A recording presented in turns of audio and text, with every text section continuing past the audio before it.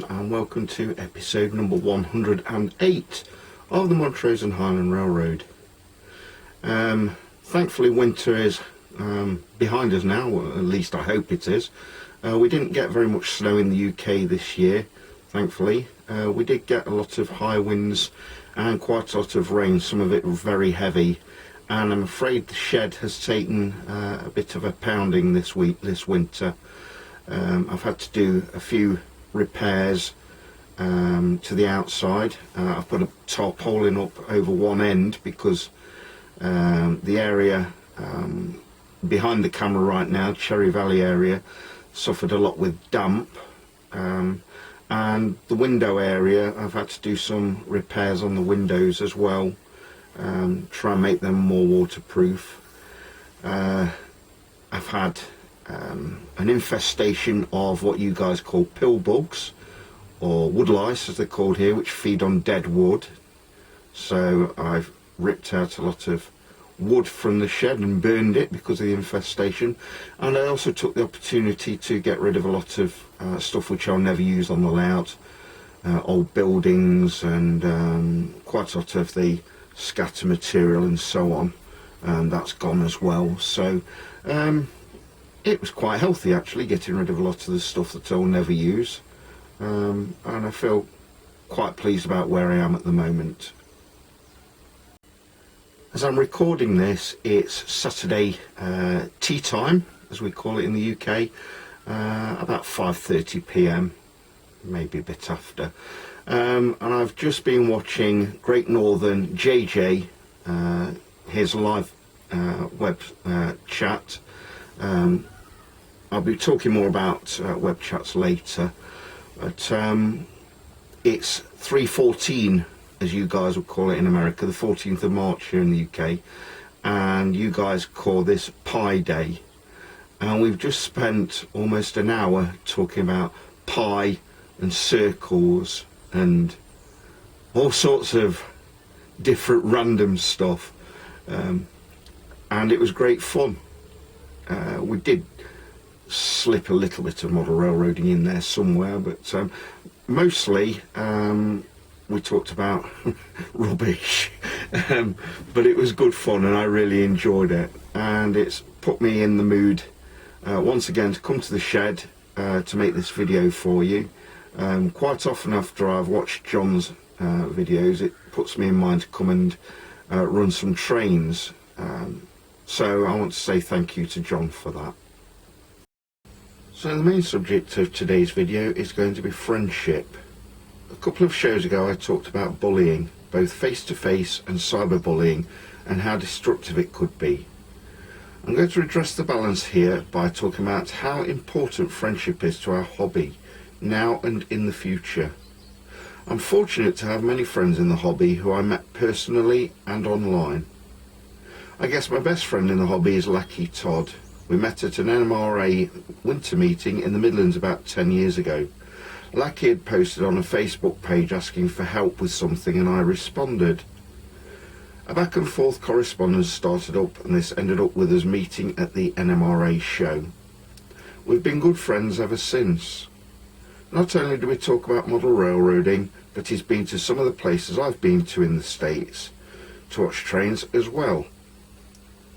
Places like Horseshoe Curve in Pennsylvania, Deschler and Fostoria in Ohio. These are all favourites of ours. Lucky's Todd, which is called Sandy Creek, has been featured on my videos several times now, and we've helped each other with our layouts and with our loco maintenance. A good friend, but Lucky is not the only friend I have in this hobby. Friends are people you meet in person, but also online. I can count Richard Shirey, Harry Dodd, Bob Norris, Dennis Camper, Colin Sullivan, and let's not forget the Montrose and Highland Railroad's biggest fan, Dats. All of them are good friends. Friends that I've met through this wonderful hobby of ours. And it's important to everyone, you know. The model railroad hobby is a good one for finding friends, most of whom will stay friends for years. They're there to support and help you if you have problems with your model railroads and in other aspects of life as well. Some will meet friends in model railroad clubs. Some will meet at shows or online. It doesn't matter.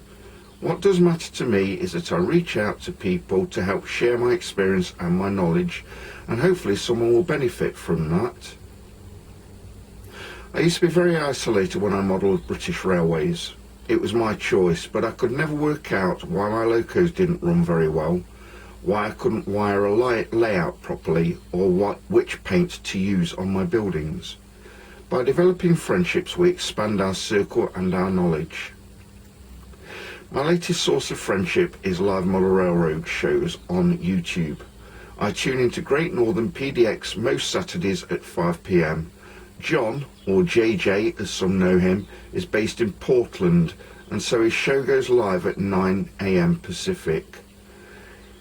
John's another friend who sent me gifts for my railroad. He sent me a loco, several boxcars, and even an Oregon license plate for my collection.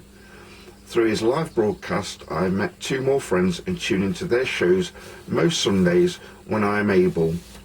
Curly Express is based in Illinois. Dwight has a get-together every Sunday around 6 p.m. or 6:30 my time and shows us what he's been up to.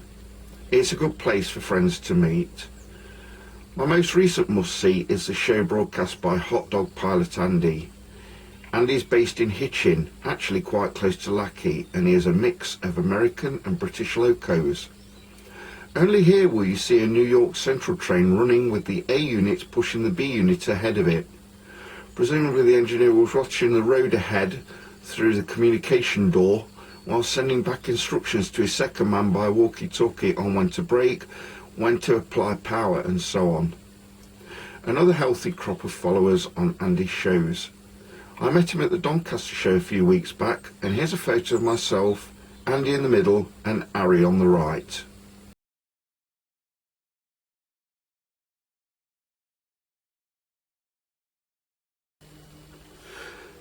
I just want to finish by saying you can either be like me in the old days when I didn't mix with anyone and kept myself to myself, or you can be the Andy of modern times with a lot of friends in the hobby and feeling so much richer for it. Enough talking, let's have a look at that loco and the boxcars which Rich sent to me.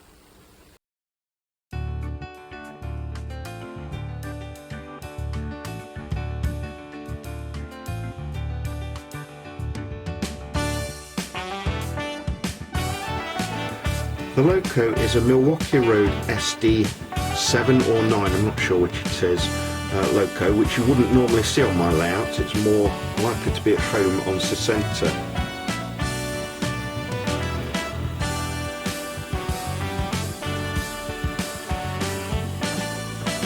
The 2 boxcars you see in front of you, the black one and the green one, they were the boxcars which Rich sent to me with the Milwaukee Road loco. And then you probably already know my love for the American state cars which Microtrains brought out. I've also now got 3 Canadian ones which I bought from my favourite supplier, Anorax Anonymous in Doncaster, about 4 weeks ago. Really nice cars. There is a bit of history behind this loco. I actually sold it to Rich about 2 years ago, and as I say, he was kind enough to send it back to me, free of charge I hasten to add, because he knew that I was struggling at this time of the year, and just because he's a good friend. Thank you very much, Rich. In the last episode we saw how dark some areas of my layout have been. I've made a start on adding some lights to buildings and different areas. You can see the morning harvest plant now has a light in the processing area and also in the offices. I've added some street lights along this road in the downtown area. put a new spotlight here at this story, hidden it among the bushes.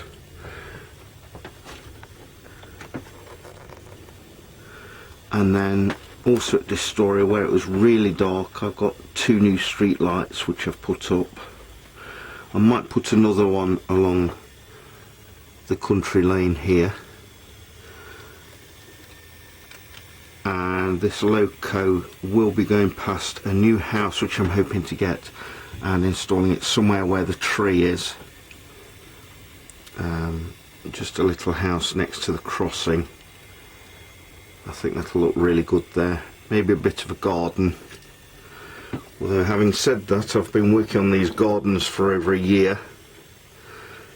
Almost 2 years actually. And they're still not finished. So much work to do.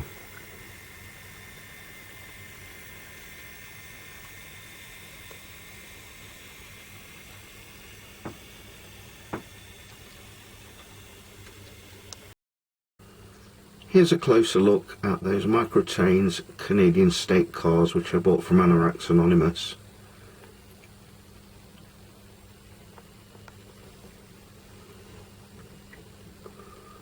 My cousin lives in British Columbia, in Vancouver to be exact, so I had to get this one.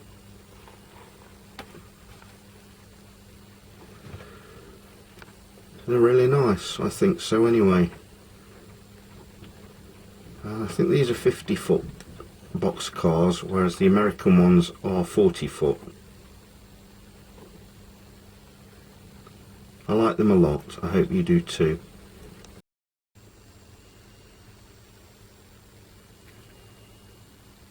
I'm afraid I've had more trouble with my illuminated signs.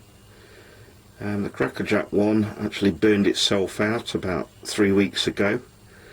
I first noticed there were problems when the sailor didn't light up, and then the rest of it just burned out slowly. Fortunately, the manufacturer sent me some spare parts for this, so I've been able to replace that quite easily.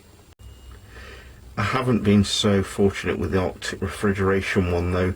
This is burned out altogether and I will need to pay to replace this by another one. And that's all for today. I really want to stress how important friendship is in this hobby, and I think I've made my point quite well. I hope you like this video. Click a like or a dislike down below, and don't forget to subscribe to my channel and tell your friends. I'm hoping that I'll be bringing you another video very soon.